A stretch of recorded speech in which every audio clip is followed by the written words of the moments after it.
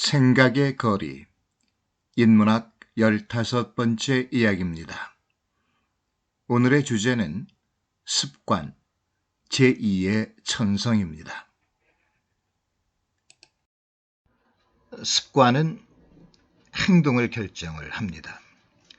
우리의 많은 선택과 결정이 습관에 의해서 이루어진다는 사실은 그것이 우리의 삶에 얼마나 큰 영향을 끼치는가 하는 것을 보여주는 것이죠.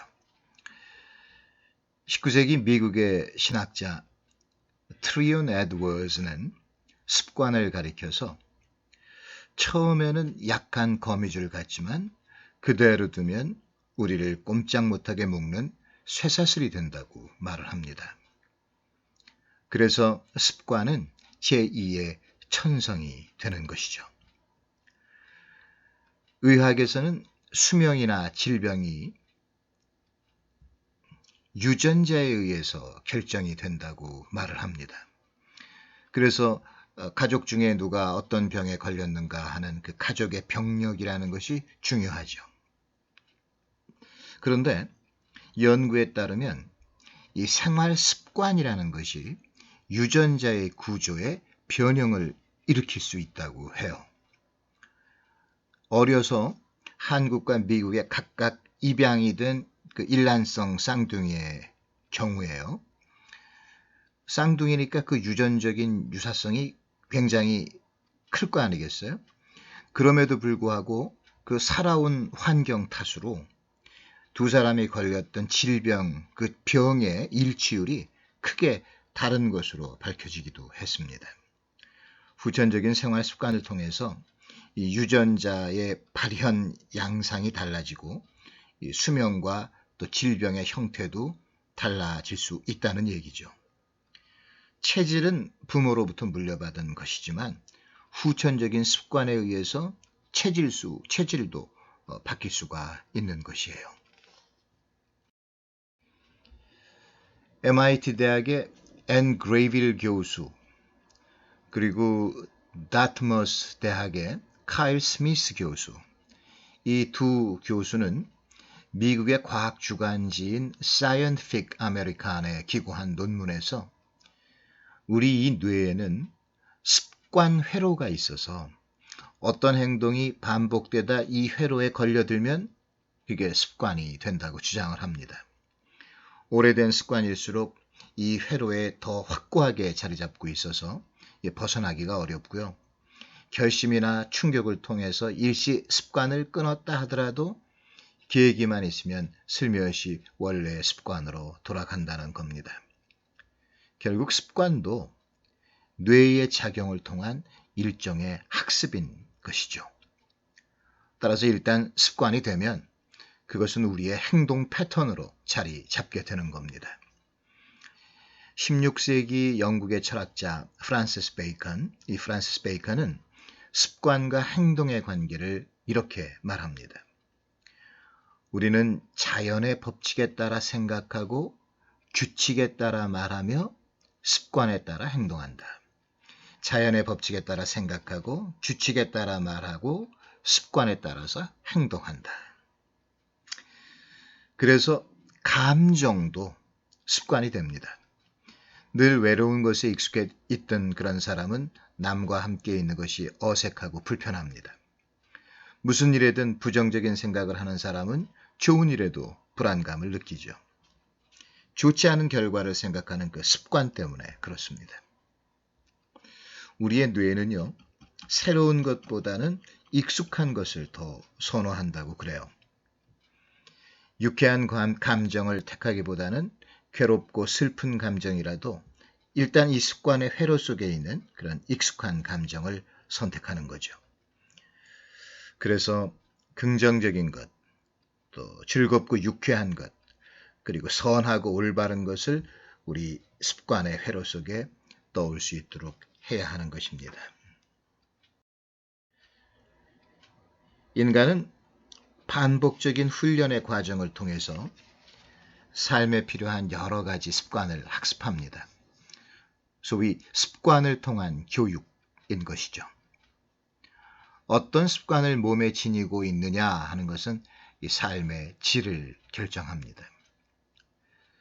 성격이라는 것은 본성이나 유전의 영향에 의해서 형성이 되는 반면에 습관은 이 양육과 환경에 의해서 만들어지는 2차적인 성격입니다. 따라서 습관은 배울 수도 있고 고칠 수도 있습니다. 우리는 살면서 수많은 습관을 배웁니다. 행동의 약 40%가 의식의 결정이 아니라 습관의 결과로 이루어진다고 합니다. 따라서 습관은 기억, 판단 등과 함께 행동의 근원이 되는 것이죠.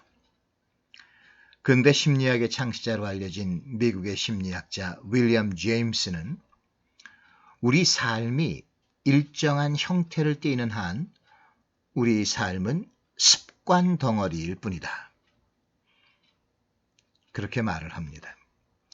습관은 우리의 건강, 대인관계, 경제적 안정, 또 행복 이런 것에 엄청난 영향을 끼치기 때문입니다. 처음에는 사람이 습관을 만들지만 나중에는 습관이 사람을 만드는 거죠. 결국 습관은 학습인 것입니다. 여러분, 그 망각곡선이라는 게 있어요. 학습한 것은 일반적으로 1시간 이내에 급속한 망각이 일어나고 1시간 이내에 9시간 후에는 배운 것의 60%를 잊어버린대요. 그리고 24시간 후에는 3분의 2가 기억에서 사라지는 거죠. 이걸 그래프로 표시하면 처음에는 급격한 하락으로 시작해서 이후에는 완만한 경사로 이어진다고 합니다. 그런데 이 습관이라는 것은 이 망각 곡선의 역으로 학습이 이루어져요. 처음에는 완만하게 익숙해지다가 일단 습관으로 자리를 잡으면 급속히 이렇게 하나의 고착된 행동의 패턴으로 이어지게 되는 것이죠. 독일의 철학자 임마누엘 칸트는 철저한 시간 관리로 유명했습니다. 매일 정해진 시간에 산책에 나섰기 때문에 그가 살던 퀘니스베르크 시민들은 그를 보고 시계의 시각을 맞췄다고 할 정도입니다. 그가 단 한 번 산책 시간을 어긴 적이 있었는데 그건 여러분 루소라고 하는 그런 학자 알죠? 그 루소의 에밀이라고 하는 책을 읽기 위해서라고 그럽니다. 이 시간에 대한 관리를 습관화한 대표적인 사례라고 할 수 있죠. 미국 기업인 그 제너럴 일렉트릭 GE, 이 제너럴 일렉트릭을 설립한 그 사람이 발명가 에디슨이에요. 그리고 GE를 이 제너럴 일렉트릭을 세계 최고의 기업으로 올려놓은 CEO가 잭 웰치입니다. 이 에디슨하고 잭 웰치라고 하는 두 사람의 공통점은 문득 떠오르는 생각을 메모하는 습관을 지니고 있었다는 점입니다. 1983년 1월에 이 잭 웰치는 한 식당에서 이 첫 부인, 나중에 이혼을 합니다만 첫 부인인 캐롤라인하고 식사를 하던 중에 갑자기 만년필을 꺼내들고 냅킨에 무언가 써내려가기 시작했어요. 그 말이 바로 핵심, 코어, 하이테크, 그리고 서비스. 핵심, 하이테크, 서비스, 코어, 하이테크, 서비스. 이 작은 메모는 제너럴 일렉트릭 개혁의 바이블이 됐습니다. 당시 그 제너럴 일렉트릭이라는 이 회사는 이 문어발식 기업 확장으로 다양한 사업 부분에 진출은 했는데 전체적으로는 저수익, 저성장을 거듭하고 있었습니다. 웰치는 냅킨에 적은 이 메모를 통해서 제너럴 일렉트릭의 미래 방향을 제시했던 거죠. 다시 말해 기존의 사업 영역 중에 미래에도 세계 1, 2위를 유지할 수 있는 핵심 사업 부분, 코어 부분, 코어, 그리고 하이테크 부분, 그리고 서비스 부분의 중요성을 정확하게 예측을 했던 겁니다. 기록이라고 하는 것은 기억을 지배합니다. 에디슨이 평생 기록한 메모 노트가 3,400건이나 되는 건 결코 우연이 아닌 것이죠. 빌 게이츠의 독서 습관은 유명합니다. 그는요, 하버드 대학 졸업장보다도 독서의 습관이 더 중요하다고 말합니다. 그는 바쁜 일과에도 불구하고 매일 밤 1시간씩 이 독서를 하고 주말에는 4시간에서 5시간씩 독서에 몰두를 합니다.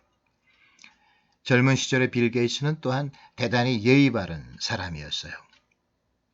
다른 사람에 대한 예의와 배려는 머리로 하는 것이 아니죠. 그거 역시 습관의 산물입니다. IBM의 간부가 이 젊은 이 빌 게이츠의 예의 바른 태도에 감동해서 당시 무명이었던 그의 회사에 소프트웨어 개발을 맡긴 것은 업계의 유명한 일화입니다. 그에 대한 그 또 다른 일화는 성공한 사람이 어떤 마음의 습관을 가지고 있는지를 보여줘요. 어느 날 한 기자가 빌 게이츠한테 세계 제1의 부자가 된 비결을 물었어요. 그러자 게이츠는 이렇게 대답을 합니다. 저는 매일 제 자신에게 2가지 최면을 겁니다. 하나는 오늘은 내게 큰 행운이 있을 것이다. 또 하나는 나는 뭐든지 할 수 있다. 이렇게 되뇌는 겁니다. 이걸 일종의 자기 최면이면서 그 자기 최면을 습관화한 거죠. 그래서 결국은 어떤 나에게 행운이 있을 것이다. 나는 뭐든지 할 수 있다라고 하는 그런 소위 긍정적 마인드를 스스로에게 계속 심어주는 거죠. 빌 게이츠는요, 독서를 통해서 또 예의 범절을 통해서 또 마음의 습관을 통해서 삶 자체의 방식을 학습한 그런 인물이었던 거죠. 한편 그 애플의 창업자 스티브 잡스는 그 인문학적 사고의 습관을 체득하고 있었어요. 그는 기계와 인간 사이의 연결고리를 인식한 사업가였습니다. 그는요, 소크라테스와 한 끼 식사할 기회가 주어진다면 애플의 모든 기술을 그 식사와 바꾸겠다 이렇게 말할 정도로 이 인문학적 사고의 가치를 깨닫고 있었던 거죠. 그리고 그러한 인식을 습관으로 바꾸어서 인문학에 대한 세간의 관심을 바꾸어 놓을 수 있었던 겁니다. 그 말도 유명하잖아요. 이 스티브 잡스가 아이패드를 처음 애플이 만들어냈을 때 그런 말을 했어요. 애플이 아이패드를 만들 수 있었던 건 그것은 기술과 인문학과 기술 사이에서 우리가 끊임없이 고민했기 때문이다. 이렇게 말하는 겁니다. 아무튼 이렇게 성공한 사람들의 습관은 그들의 운명뿐 아니라 다른 사람의 운명까지도 바꾸어 놓습니다. 성공하는 사람들의 7가지 습관, The 7 Habits of Highly Effective People. 그런 책으로 유명한 사람 있죠. 미국의 스티븐 코비 박사. 이 스티븐 코비 박사는 마음과 행동의 패턴을 근본적으로 바꾸는 7가지의 습관을 강조합니다. 첫째가 자신의 삶에 주도적이 되라. 두 번째가 목표를 확립하고 행동하라. 세 번째, 중요한 것을 먼저 하라. 네 번째, 상호 이익, 다시 말해 윈윈을 생각하라. 다섯 번째, 자기가 먼저 이해한 뒤에 상대를 이해시켜라. 여섯 번째, 시너지 효과를 일으켜라. 일곱 번째, 끊임없이 자신을 쇄신하라. 7가지 습관이라고 말을 했습니다만 좀 습관이라기보다는 삶의 태도와 자기 개발의 무슨 원칙처럼 그렇게 들립니다. 그러나 우리의 삶에 필요한 많은 것들은 어차피 반복을 통해서 이 습관화됨으로써 우리 몸에 체득이 되는 겁니다. 머리로 깨닫고 마음으로 느끼는 것만으로는 충분치 않습니다. 몸이 자동으로 반응할 수 있을 정도로 반복함으로써 습관을 형성할 수 있어야 하는 겁니다. 공부하는 것도 습관이에요. 엉덩이를 책상에 붙이고 앉아서 1시간이고 2시간이고 무언가에 몰두할 수 있는 그런 행동의 습관, 그런 습관이 붙어야 그게 행동으로 이어지는 거죠. 어떻게 보면 우리의 모든 활동이 습관에서 비롯되는 것 아닌가 이렇게 생각이 듭니다. 물론 고쳐야 될 나쁜 습관은 고쳐야죠. 오히려 좋은 습관보다는 더 쉽게 뇌에 각인이 되고 몸으로 배워지는 게 이게 나쁜 습관입니다. 뉴욕타임스 기자 출신의 찰스 두히그라고 하는 사람이 있는데요. 그 사람이 쓴 그 습관의 힘, The Power of Habits, 그 책에서요. 그 사람 그렇게 말해요. 유난히 강력한 습관은 중독증 같은 반응을 보인다. 중독증. 그러니까 원하는 마음이 강박적인 열망으로 발전을 해서 평판도 잃고 직업도 잃고 가정과 가족의 그런 상실도 겪는 그런 엄청난 불이익을 당하고 있는데도 불구하고 뇌가 자동으로 움직이는 거죠. 습관 때문에. 그렇게 우리는 나쁜 습관에서 쉽게 벗어나지 못합니다. 그런데요, 이 두히그는 우리가 왜 어떤 습관을 스스로 형성하게 됐는가 이거를 잘 파악하면 행동의 패턴을 바꿔나갈 수 있다고 말을 해요. 왜 우리는 담배를 피우는가? 심심해서 피우나? 생각하는 데 도움이 돼서? 어떤 자극 같은 게 필요해서? 흡연의 습관이 생긴 이유를 파악하면 그 습관에 대체할 무언가를 찾음으로써 습관에서 벗어날 수 있을 것이라고 하는 그런 주장입니다. 찰스 두히그의 주장이죠.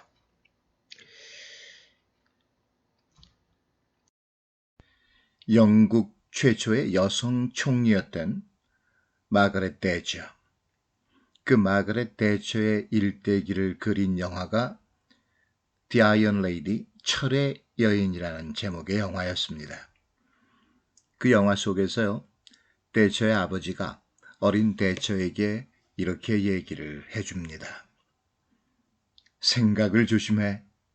생각은 말이 되니까. 말을 조심해. 말은 행동이 되니까. 행동을 조심해. 행동은 습관이 되니까. 습관을 조심해. 습관은 인격이 되니까. 인격을 조심해. 인격은 운명이 되니까. 결국 우리의 생각과 말과 행동은 습관이 됩니다. 그리고 그 습관은 우리의 인격이 되고 우리의 운명이 되는지도 모르겠습니다. 우리 한번 우리 자신의 고쳐야 될 습관, 가져야 될 습관을 돌아보는 것은 어떨까요? 그 습관에 의해서 우리의 내일이 결정될지도 모르니까 말입니다.